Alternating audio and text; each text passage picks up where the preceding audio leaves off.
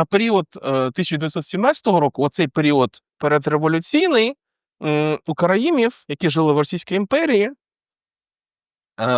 було, ну, скажімо так, певна дисперсія, оця мовна.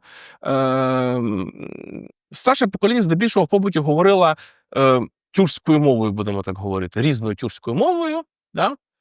Бо єдиних правил української мови так і не було затверджено ніколи. Продовжували молитися івритом, читали там псалми Давида івритом, якою ще мовою, да?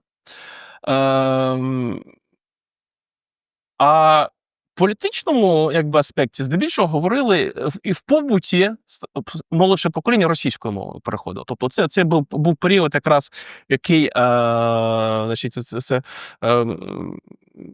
підводив певні підсумки.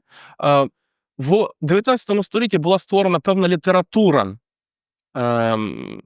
караїмською тюркською мовою, скажімо так, з'являються п'єси, з'являються певні переклади, знову-таки, священного писання, з'являються, наприклад, переклади певних частин Сідуру, молитовника,